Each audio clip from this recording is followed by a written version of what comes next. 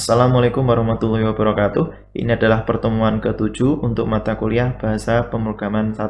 Pada pertemuan kali ini kita akan membahas mengenai kelas dan objek, yaitu dua hal yang menjadi materi dari Object Oriented Programming atau OOP atau pemrograman berbasis objek.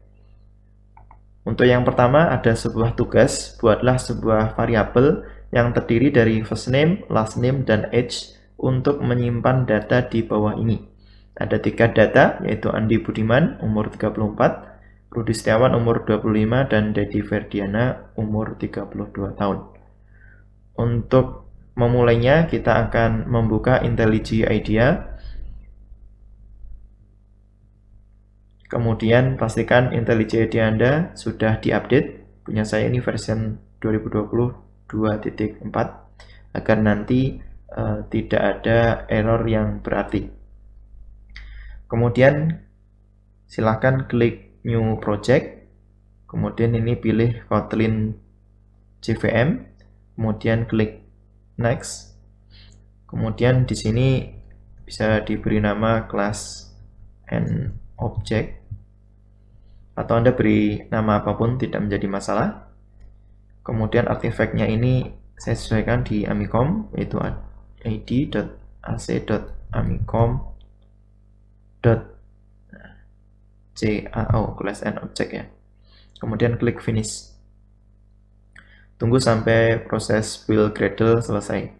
Nah, untuk yang pertama kali dijalankan mungkin akan membutuhkan beberapa menit karena harus download beberapa dependency. Oke, setelah selesai kita akan fokus di main ini, di Kotlin. Kita buat sebuah file baru. Di sini Kotlin ini kita klik kanan, New Kotlin class atau file. Kemudian ini kita beri nama task. Kemudian pilih file. Kemudian kita buat fungsi utamanya fun, main, dan body fungsinya. Cara mengerjakannya yang pertama kita menggunakan variabel. Misalkan kita membuat sebuah variabel first name karena datanya lebih dari 1, kita buat first name 1 ya. Yaitu Andi. Kemudian yang kedua untuk last name 1 yaitu Budiman. Kemudian untuk age 1 yaitu 34. Kemudian untuk mengakses variabel ini bagaimana? Nah, kita bisa menggunakan println. First name 1, kemudian last name 1, dan berikutnya adalah age 1. Nah, ini kalau kita running, kita lihat muncul Andi Budiman 34. Nah, berikutnya adalah ketika kita mau menambahkan data yang kedua, maka kalau misalkan kita masih menggunakan nama variabel yang sama seperti ini, Budi, maka ini tidak bisa. Kenapa? Karena nama variabelnya sudah digunakan sebelumnya oleh Andi. Maka solusinya ini harus menggunakan nama variabel yang berbeda. Jadi first name 2. Kemudian untuk last name juga sama. Last name 2. Kemudian otomatis age-nya juga sama. Untuk mengakses kita menggunakan println first name 2, kemudian last name 2, dan berikutnya adalah age 2. Nah, kalau kita cetak hasilnya menjadi seperti ini. Rudi Setiawan 25, Andi Budiman ini 34. Oke. Sepertinya ada solusi yang lebih efisien ya. Kita kemarin sudah belajar mengenai array. Bagaimana kalau kita menggunakan array? Nah, oke. Kita gunakan array. Nah, array ini akan kita buat. Yang pertama adalah untuk first name, di begini, file first name, yaitu array list of tipenya string seperti ini. Kemudian untuk last name, file last name sama dengan array list of string juga. Kemudian yang ketiga, file age sama dengan array list of integer. Kita gunakan array. Nah, cara menambahkan data bagaimana? Nah, sama ya, masih ingat ketika menggunakan array, first name menggunakan add. Di sini kita cetak Andi, kemudian last name kita add datanya yaitu Budiman, kemudian age kita add data yaitu 34. Data yang pertama. Data yang kedua berarti first name titik add Rudi, kemudian last name titik add Setiawan, kemudian age kita tambahkan yaitu 25. Nah, untuk mencetak kalau array seperti ini bagaimana? Nah, maka kita bisa mencetak dengan menggunakan for. Nah, di for first name, kemudian kita cetak print ln first. Nah, ini kurang T. Nah, kemudian untuk yang last name kita juga harus cetak sendiri. Last name print ln last. Kemudian yang terakhir untuk age kita harus cetak sendiri juga. A in age print ln A. Nah, ini kalau kita running. Nah, hasilnya seperti ini. Andi, Rudi, Budiman, Setiawan, 34, 25. Nah, dengan cara seperti ini, kelebihannya adalah kita bisa cukup membuat 3 array ini. Kemudian kita bisa isi banyak data, bahkan data yang sangat banyak. Cuma masalahnya adalah untuk pengaksesannya cukup rumit. Nah, kita tidak bisa selalu mempercayakan bahwasanya kolom yang pertama itu adalah Andi, kemudian untuk last name yang pertama adalah Budiman dan age yang pertama 34. Bisa saja nanti kebalik. Jadi Andi Setiawan usianya malah 34. Nah, karena kita tidak melihat atau menyimpan track dari indeksnya itu.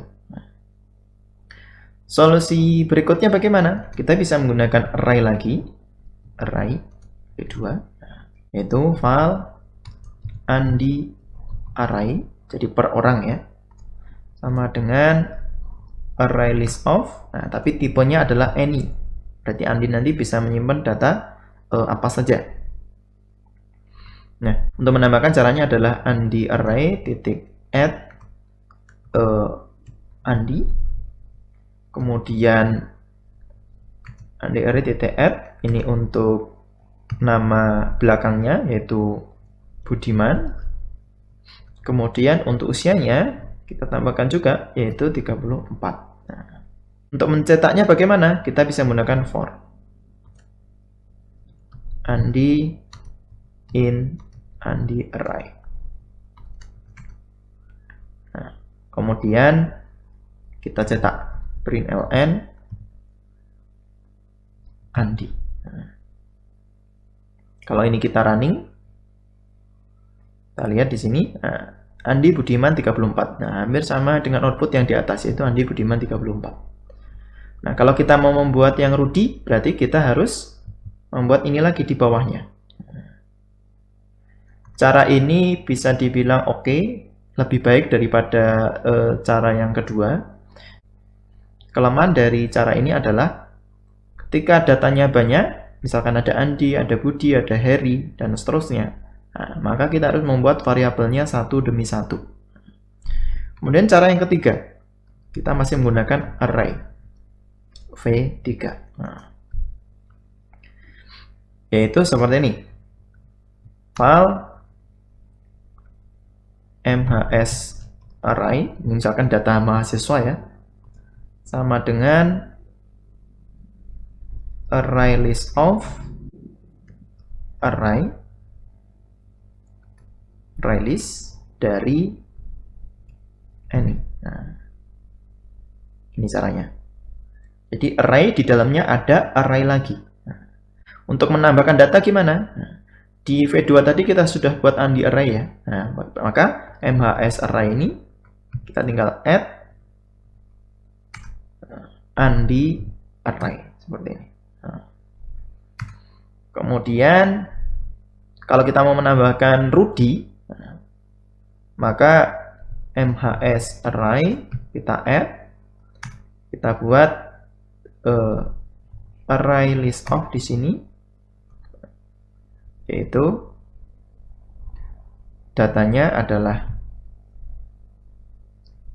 Rudi, kemudian Setiawan, kemudian selanjutnya adalah usianya 25. Kamu menambahkan data seperti ini. Kalau kita mau mencetak bagaimana? Berarti kita menggunakan for. Jadi for item in MHS array. Ingat, item ini juga masih array. Berarti kita gunakan for yang bertingkat. For i in item. Kemudian kita bisa cetak print ln i. Kemudian kita running. Kita lihat hasilnya dengan array V3. Nah, di sini ada Andi Budiman umur 34 dan Budi Setiawan umur 25. Nah, kalau kita lihat solusi yang ketiga ini sudah sangat bagus ya. Namun ada solusi yang lebih bagus lagi dari solusi yang ketiga, yaitu kita menggunakan data class. Data class ini pada prinsipnya adalah sebuah wadah untuk menyimpan beberapa data sekaligus menjadi satu kelompok data. Misalkan di sini data class user menyimpan first name, last name, dan age. Anggap saja data class ini adalah sebagai tipe data. Kalau kita biasanya tipe datanya string, kemudian integer, nah ini tipe datanya adalah user. Di dalam tipe data user ada 3 data subnya ini. Oke, kita langsung yang pertama membuat data class terlebih dahulu. Di sini Kotlin, klik kanan, kita klik new, kemudian Kotlin file class. Kemudian pilih data class. Kita beri nama user. Namun apabila di tempat Anda tidak ada data class, pilih saja kelas ya. Nah, seperti ini. Kemudian di depannya ini ditambahkan data. Kemudian kurung kurawalnya ini kita ganti dengan kurung biasa. Seperti ini. Nah, tadi ada 3 data, yaitu file, first name, tipenya adalah string, kemudian file last name, tipenya adalah string, dan file age, tipenya adalah integer. Ini bisa kita rapikan, klik kode, kemudian klik reformat kode. Oke, sekarang kita kembali ke tas ya. Solusi ketiga adalah menggunakan data class. Kita mulai dari Andi terlebih dahulu. Nah, untuk membuat data class bagaimana? Dapat seperti ini. File Andi, yaitu user, kita panggil data class tadi. Kemudian di dalam data class tadi first name-nya adalah Andi, kemudian last name-nya adalah Budiman, kemudian age-nya adalah 34. Nah, kalau kita membuat data Rudy, file Rudy sama dengan user, kemudian kita bisa atur ya, misalkan age-nya lebih dulu. Nah, age sama dengan seperti ini, 25. Kemudian last name-nya misalkan tadi adalah Setiawan. Kemudian first name-nya adalah Budi. Nah, kalau kita mau cetak bagaimana? Tinggal print ln Andi. Kemudian selanjutnya print ln Rudi. Kita run. Kita lihat hasilnya seperti ini. User, first name Andi, last name Budiman, 34. User, first name Rudi, last name Setiawan, age-nya adalah 25. Kalau misalkan kita tambahkan Dedi ya, kita tinggal tambahkan gini. File Dedi sama dengan user. Kalau misalkan Dedi ini kita belum tahu datanya. Seperti ini. Kita mau kosongkan dulu, kita isi nanti. Apakah bisa? Bisa. Nah, caranya kita harus isikan default dari data class tersebut. Kita kembali ke user, kemudian kita berikan default. First name-nya default-nya misalkan ini. Kemudian last name-nya default-nya adalah 0. Kemudian untuk usia default-nya adalah 0. Anggap saja semuanya usianya berawal dari 0. Kemudian kita kembali ke task. Nah, kita bisa atur seperti itu. Nah, kemudian untuk mengatur usianya Dedi bagaimana misalkan? Dedi titik age sama dengan 35. Kemudian Dedi first name, nama depannya adalah Dedi. Oke, di sini ada error. Kenapa error? Di sini ada file cannot be reassigned. Kalau kita lihat di bagian user, kita semuanya membuat dengan file. Agar tidak error, ini kita ganti menjadi var. Agar bisa diganti datanya. Seperti ini. Kita kembali ke task. Nah, sekarang errornya sudah hilang. Kemudian kalau kita mau cetak, tinggal print ln Dedi. Kita running. Nah, ini hasilnya. Dedi, last name, S35. Last name-nya 0. Kalau kita ingin mencetak nama belakangnya Andi gimana? Nah, berarti tinggal print ln Andi titik last name. Kalau kita running, nama belakangnya Andi adalah Budiman. Kemudian data class ini memiliki fungsi copy. Seperti kita lihat di dalam slide, di sini ada user1 titik copy. Bagaimana cara menggunakannya? Kita lihat, misalkan di sini ada Andi yang kedua, file Andi 2. Kita bisa copy dari Andi yang pertama. Andi titik copy. Nanti Andi kedua ini persis dengan Andi. Kalau misalkan kita ubah umurnya yang kedua, kita tinggal atur di sini, misalkan menjadi 40. Kita lihat Andi Budiman itu umurnya 34. Andi yang kedua ini umurnya diganti menjadi 40. Kalau kita cetak di sini bawah print ln Andi yang kedua, kemudian kita running. Kita lihat di sini user first name-nya Andi, last name-nya Budiman, sama ya dengan di atas. Ada Andi Budiman. Hanya kalau di atas ini age-nya 34, ya yang bawah ini age-nya adalah 40. Nah, kemudian kalau kita mau membuat data yang banyak, di sini hanya ada 3 ya, Andi, Rudi, dan Dedi. Kalau misalkan data satu kelas 70 orang, bagaimana cara membuatnya? Ada solusi yang lain, menggunakan data class array. Basicnya adalah kita membuat array terlebih dahulu, misalkan file mhs amicom, yaitu array list of user. Jadi array yang isi dalam setiap elemen array itu adalah user. Cara menambahkan data, tinggal mhs amicom titik add elemennya di sini misalkan kita tambahkan Andi. kemudian tambah lagi msamicom.add, ada Rudy, kemudian mhsamicom.add, di situ ada Dedi. Kalau mau menambahkan data baru, kita bisa tambahkan seperti ini, .add. Nah, misalkan di sini adalah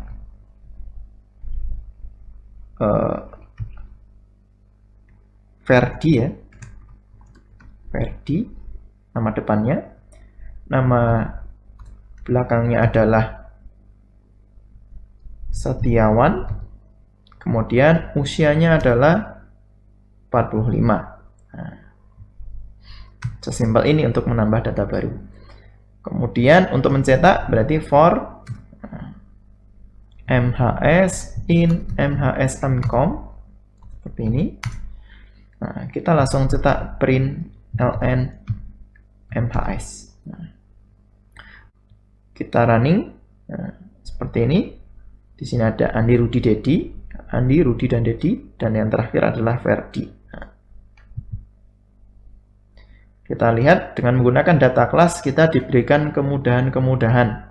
Kalau kita bandingkan dengan kode yang di atas, ketika menggunakan variabel kita membutuhkan banyak sekali baris kode. Kemudian ketika menggunakan array juga membutuhkan banyak sekali baris kode. Untuk array V2 ini untuk menambahkan satu data saja butuh 6 baris. Menggunakan array V3 ini juga membutuhkan baris yang cukup banyak. Nah, ketika kita menggunakan data kelas, sebenarnya kita cukup mendeklarasikan datanya, kemudian setelah itu datanya langsung kita cetak. Bahkan dengan menggunakan data class array, kita menambahkan datanya seperti ini, kemudian kita juga bisa langsung cetak. Dan ini kita bisa tambahkan data sebanyak apapun yang kita inginkan. Kemudian selanjutnya kita akan membahas mengenai Object Oriented Programming, atau istilah lainnya adalah OOP. Dalam bahasa Indonesia disebut dengan pemrograman berorientasi objek. Di dalam OOP ada beberapa konsep yang akan kita pelajari, mulai dari objek, class, inheritance, polymorphisme, abstraksi, dan enkapsulasi. Nah, namun pada pertemuan kali ini kita akan fokus pada kelas dan objek. Sebagai analoginya, di sini ada sebuah kelas mobil. Nah, kelas ini adalah sebuah blueprint ya. Dalam kelas mobil itu ada beberapa objek. Yang pertama adalah mobil dengan merek Ford, tipenya Mustang, warnanya merah. Nah, jadi seperti ini. Kemudian yang kedua dari kelas yang sama ada objek yaitu Toyota Prius dengan warna biru. Kemudian yang ketiga yaitu Volkswagen Golf dengan warna hijau. Nah, jadi kelas itu adalah blueprintnya, kemudian objek itu adalah manifestasi dari blueprint tersebut. Nah, contoh di sini sebelah kanan ini ada kelas mobil, kemudian objeknya ada Audi, ada Nissan, dan Volvo. Kemudian untuk kelas dan objek, kelas sendiri ada beberapa hal di dalamnya. Yang pertama ada methods, kemudian ada konstruktor, kemudian ada fields. Fields ini nama lainnya adalah properties atau bisa juga disebut dengan atribut. Nah, kemudian instan ini adalah objek. Nah, kita lihat di sini ada seorang manusia, kelasnya namanya human. Kemudian properti dari manusia tersebut yaitu ada email, address, ada warna baju, warna celana, ukuran celana, kemudian ukuran sepatu, dan sebagainya. Banyak sekali properti yang dimiliki oleh manusia. Kemudian method atau pekerjaan yang dapat dilakukan oleh manusia, di sini ada verify, kemudian ada send email, kemudian bisa berjalan, bisa berlari, bisa maju, mundur, kemudian makan, dan sebagainya. Banyak sekali pekerjaan yang bisa dilakukan oleh manusia. Nah, jadi untuk mempersimpel, bahwasanya method itu adalah suatu pekerjaan yang dapat dilakukan oleh suatu objek atau suatu kelas.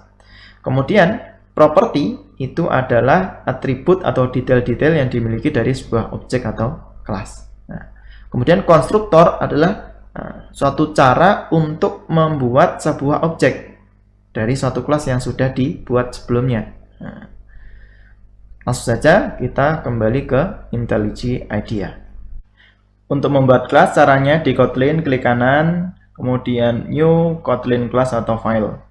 Kemudian berikan nama kelasnya. Dalam hal ini kita akan membuat kelas dengan nama Human. Yang perlu diperhatikan dalam nama kelas ini harus dimulai dengan huruf besar. Apabila ada dua kata, maka kata kedua itu harus dimulai dengan huruf besar juga. Misalkan seperti ini. Nah, karena saya hanya akan membuat satu kata saja, maka ini saya hapuskan. Kemudian kita pilih kelas. Selanjutnya di dalam kelas Human ada yang akan kita buat di sini. Nah, yang pertama kita membuat propertinya, atau bahasa lainnya adalah atribut, atau bahasa lainnya adalah field. Properti yang akan kita buat di sini adalah yang pertama var email, tipe datanya adalah string. Kemudian data defaultnya adalah kosong seperti ini. Kemudian yang kedua, var address. Kemudian tipe datanya adalah string. Dan seperti ini. Kita isi kosongi datanya. Kemudian di dalam sebuah kelas kita juga bisa membuat metode. Misalkan human itu atau manusia itu mempunyai metode untuk berbicara atau talk. Nah, kita buat sebuah fungsi fun talk seperti ini. Nah, sebenarnya metode ini nama lainnya adalah fungsi ya, yang sudah kita pelajari di pertemuan sebelumnya. Nah, di sini kita bisa print ln, kemudian alamat email saya adalah email. Dalam hal ini metode talk ini akan mencetak suatu tulisan yang isinya alamat email saya adalah email ini. Nah, kemudian kita buat metode yang kedua. Misalkan di situ verify, fun verify. Nah, metode yang kedua ini memiliki parameter yaitu email. Tipe datanya adalah string. Nah, kemudian metode yang kedua ini akan mengeluarkan atau mengoutputkan sebuah boolean. Seperti ini. Nah, ceritanya metode ini akan mereturn, akan mengecek apakah email yang diinputkan oleh verify itu sama dengan email yang dimiliki oleh human itu sendiri. Nah, caranya email ini kemudian dicek apakah sama dengan email yang ada di sini. Nah, menggunakan this ya, this email. Nah, jadi ketika mau mengakses yang ada di dalam kelas itu, kita menggunakan kata this. Nah, kemudian kelas itu juga memiliki konstruktor. Konstruktor biasanya diletakkan setelah nama kelasnya di sini. Misalkan human itu memiliki nama ya, manusia memiliki nama tentunya. Name tipenya adalah string. Kemudian misalkan ada satu metode lagi perkenalan ya, misalkan fun introduce. Sebenarnya untuk properti maupun metodenya Anda bebas mau menulis apapun, bahasa Indonesia, bahasa Inggris bebas ya. Cuma di contoh ini saya gunakan pakai bahasa Inggris ya. Oke. Nah, introduce ini juga akan mencetak suatu teks seperti ini.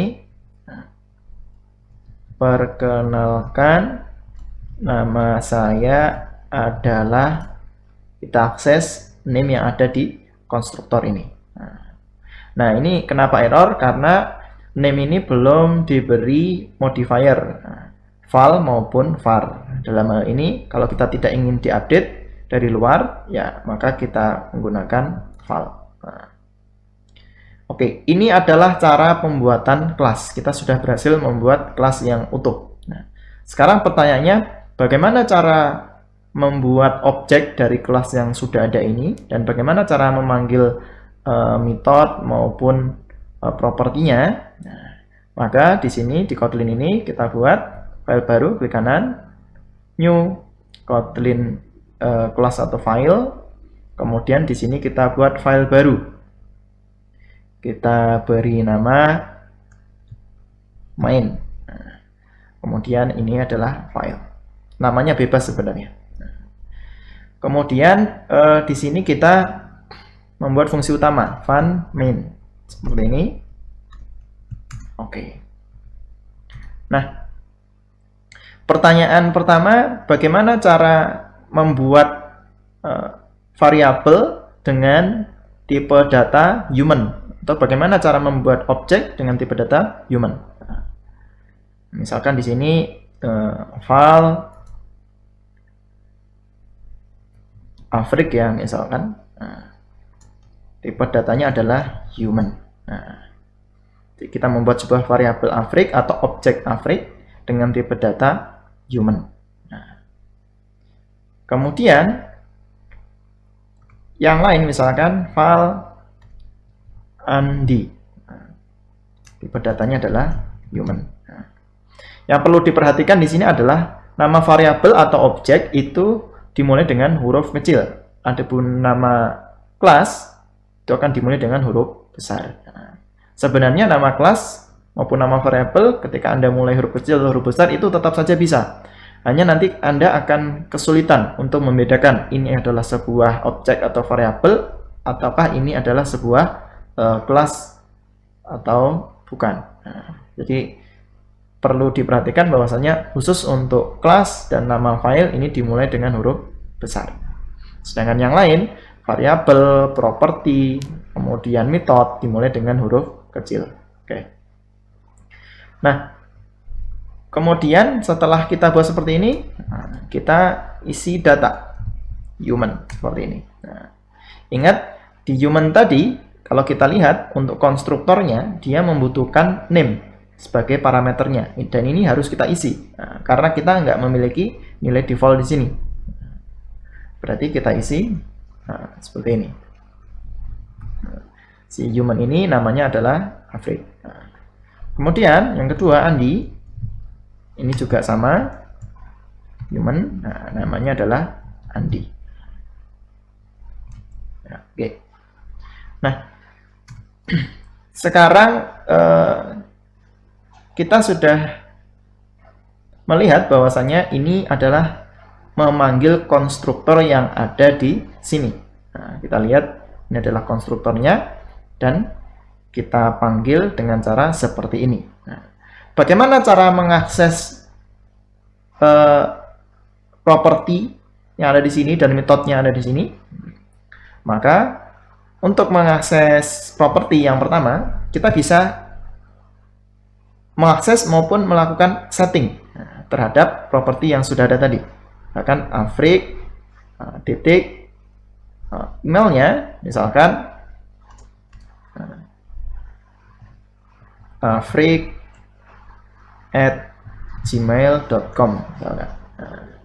Kemudian yang lain apa?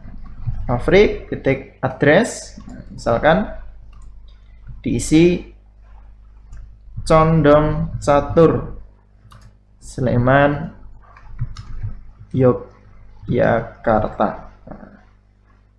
Andi pun demikian. Jadi misalkan Andi titik email, kita atur menjadi andi@gmail.com. Kemudian Andi address, misalkan kita atur di Kota Gede Yogyakarta. Nah ini sebenarnya sama ya dengan ketika kita membuat variabel, hanya variabel-variabelnya itu menjadi sebuah properti yang ada di human ini. Nah, kemudian cara memanggil suatu metode bagaimana? Kita lihat di sini tadi ada metode talk ya. Nah, kita panggil misalkan Afrik.talk seperti ini. Kemudian Andi juga kita panggil Andi.talk. Nah, kemudian kita running. Kita lihat hasilnya seperti apa. Ini masih proses build. Nah, ini hasilnya. Nah, ketika Afrik.talk dipanggil, maka muncul alamat email saya adalah afrik@gmail.com. Nah, kita lihat kalau kita tekan kontrol, kita arahkan ke talk ya. Nah, nanti masuk ke definisi talk. Di sini ada tulisan alamat email saya adalah ini $email. Nah, $email ini berarti mengakses ke sini. Sekarang kita coba introduce ya. Nah, kita di main ini ya. Nah, di bawah Afrik.introduce. Nah, kita coba running. Kita lihat hasilnya di sini. Nah, perkenalkan nama saya adalah Afrik. Nah, jadi kata Afrik ini tergantung apa yang kita inputkan di depan sini. Misalkan di sini kita ganti Afrik Aminuddin, nama lengkap. Kalau kita running kembali, nah ini harusnya menjadi lengkap. Ya, perkenalkan nama saya adalah Afrik Aminuddin. Nah, jadi itulah sebuah kelas dalam contoh yang sangat sederhana gitu ya. Nah, jadi ada properti, atribut, field, atau mungkin bisa Anda sebut juga sebagai variabel. Nah, kemudian di dalamnya ada metode atau fungsi. Nah, kemudian di sini ada konstruktor. Ketika konstruktor ini dihilangkan, sebenarnya tetap bisa ya, tidak masalah. Sekarang kita coba panggil verify. Nah, verify itu kita masuk ke main ya. Nah, kemudian kita verify, kita print ln Afrik, kemudian kita verify. Nah, misalkan di sini dengan email yang lain, afrik@harvard.com gitu ya. Nah, kemudian kita running. Run. Oke. Di sini munculnya adalah false. Jadi ketika kita memanggil fungsi ini afrik.verify, maka apa yang ada di dalam ini akan dicek dengan yang sudah kita set sebelumnya. Karena sebelumnya adalah afrik@gmail.com dan ini afrik@harvard.com, maka nilainya adalah false. Nah, kalau ini kita ganti menjadi @gmail.com, nah, kita running, nah, ini harusnya berubah menjadi true, karena sama ya. Nah, itulah cara mengakses metode di dalam sebuah kelas. Kemudian selanjutnya di dalam bahasa Kotlin kita bisa membuat sebuah objek tanpa membuat kelas sebelumnya. Nah, contohnya di sini di Kotlin ini kita klik kanan, kita klik new, kemudian Kotlin class atau file. Nah, di sini saya akan membuat sebuah objek dengan nama Rahardi misalkan. Ini adalah salah satu nama orang ya. Nah, objek. Nah, oke. Kemudian kalau kita lihat susunannya ya, kalau ketika kita membuat kelas itu ada kelas human seperti ini nama kelasnya. Kalau objek kita membuat objek kemudian nama dari objeknya. Nah, misalkan di sini file name adalah Rahardi. Nah, kemudian file usia sama dengan file age sama dengan 45. Kemudian file nationality sama dengan Indonesia. Nah, kita membuat sebuah objek Rahardi dengan ketentuan seperti berikut. Nah, untuk mengakses objek ini bagaimana? Kita kembali ke main. Nah, untuk mengaksesnya kita langsung panggil nama objeknya, dalam hal ini adalah Rahardi. Kemudian kita panggil propertinya, ada age, name, maupun nationality. Nah, misalkan di sini kita panggil name-nya. Kemudian kita running. Kita lihat hasilnya di sini muncul. Pertanyaannya, kalau sudah dibuat objek seperti ini, apakah bisa dibuat variabel dengan nama yang lain? Kalau kita lihat di sini ada human, kemudian dibuat variabel dengan nama Afrik dan Andi. Nah, kita coba ya. File RD, tipenya adalah Rahardi. Nah, variabelnya bisa dibuat. Nah, hanya ketika kita mau inisialisasi, seperti ini, normalnya ya, seperti ini. Ketika kita menggunakan kelas, kita akan menggunakan buka tutup kurung. Nah, ini akan error. Tapi kalau buka tutup kurungnya kita hilangkan, nah ini bisa. Nah, kita print ln, kemudian rd titik, misalkan di sini nationality-nya.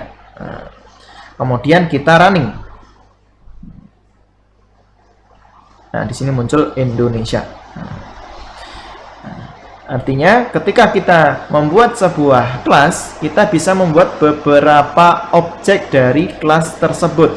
Contohnya ada Afrik, ada Andi, dan seterusnya. Dan setiap objek itu memiliki data yang berbeda. Ada email, ada address. Dan itu satu objek dengan yang lain, datanya bisa kita atur secara bebas. Nah, sedangkan objek yang kita buat secara statis seperti ini, kita hanya bisa membuat satu data saja. Nah, di sini ketika kita cetak Rahardi name, munculnya Rahardi.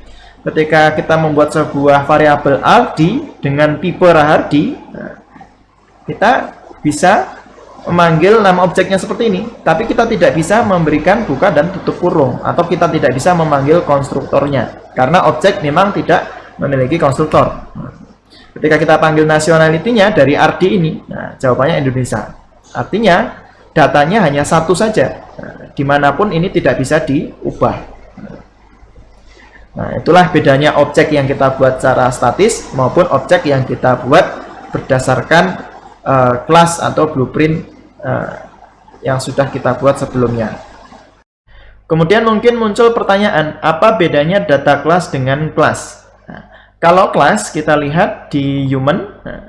Di sini ada kelas, nama kelasnya, kemudian konstruktornya, kemudian di sini body dari kelasnya. Nah, kalau di data kelas kita lihat di sini data kelas, kemudian nama data kelasnya, kemudian langsung konstruktornya tanpa ada bodinya. Nah, itu perbedaan yang pertama.